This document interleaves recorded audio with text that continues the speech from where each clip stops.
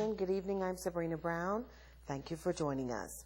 Topping the news in commemoration of its August 19th, 1992 victory at the polls, members and supporters of the Free National Movement attended the annual church service on Sunday. The party leader was on hand for the special service. Shashina Roll reports.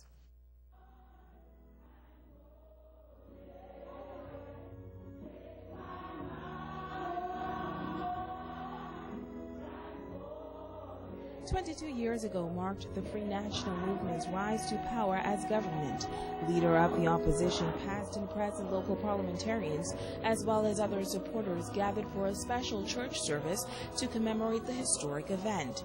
During the service, F&M leader Dr. Hubert Minnis told those in attendance that this country is at a very important juncture. And we are being faced with the constitutional referendum, which will have an impact in the direction our country moving forward. And I asked, as was stated earlier, I asked that you all listen to all the issues, understand the issues, and then do what you feel is right, because you are making decisions for future generation. Minnis also took the opportunity to explain why they voted against value-added tax.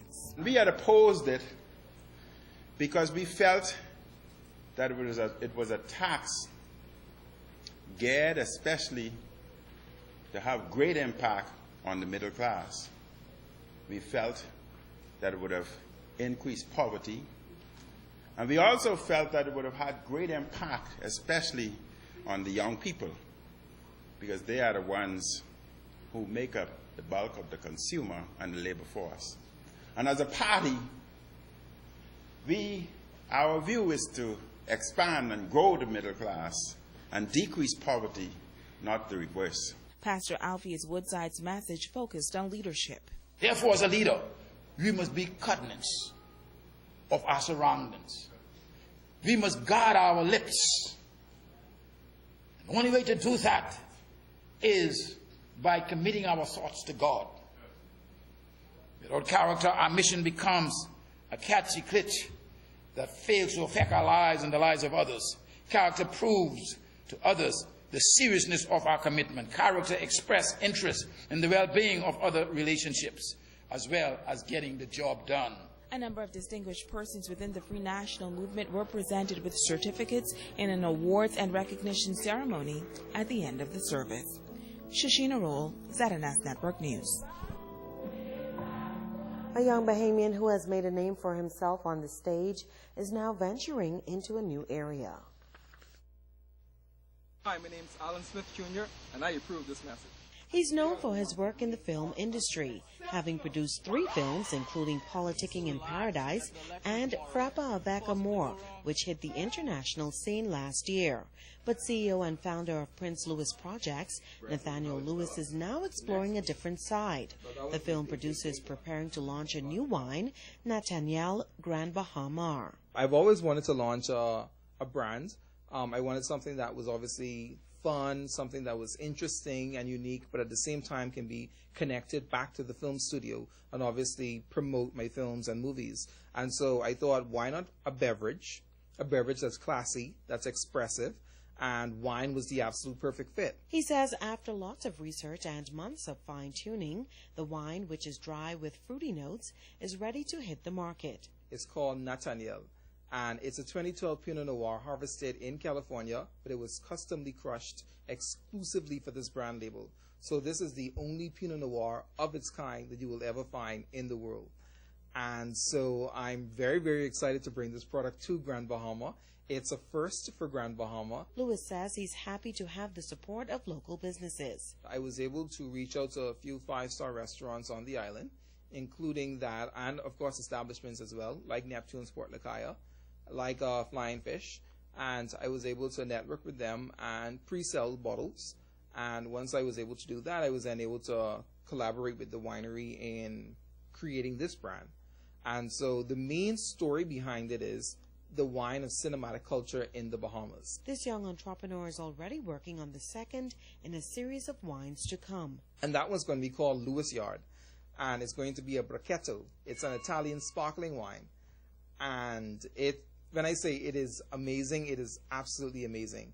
Grand Bahama will be formally unveiled during a red carpet event on Saturday evening.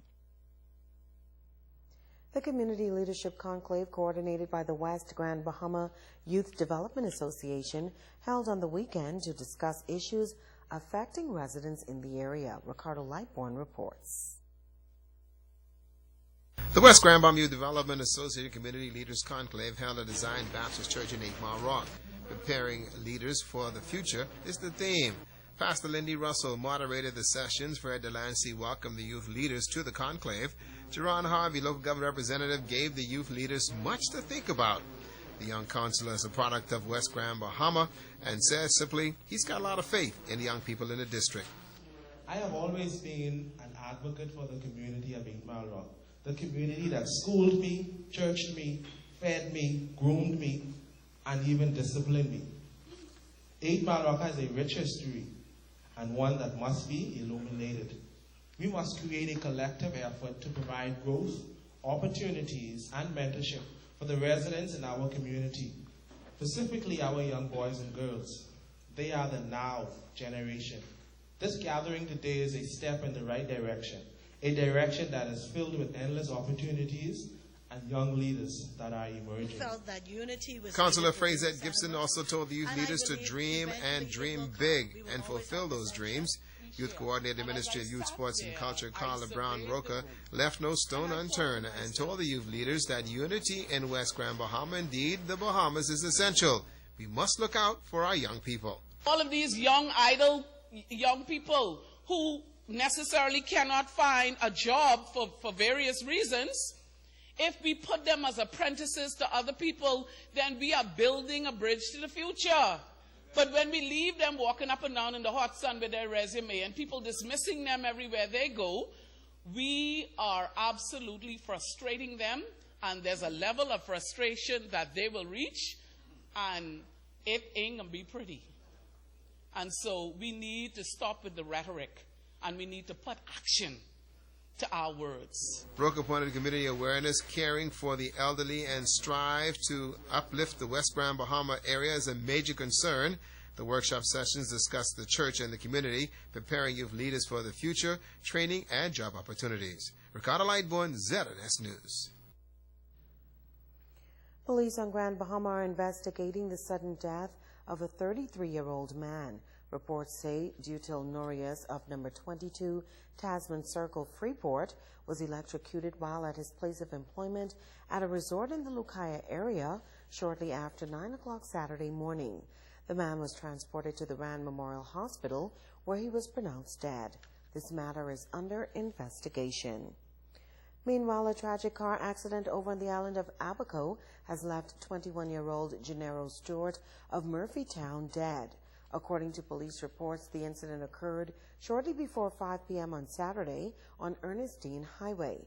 Police say a blue 2008 Grand Suzuki Vitara was reportedly traveling south when the driver lost control and ran off the road. The 4 occupants all received injuries above the body. However, Stewart succumbed to his injuries. Police are investigating this matter. Stay with us. There's more news after this.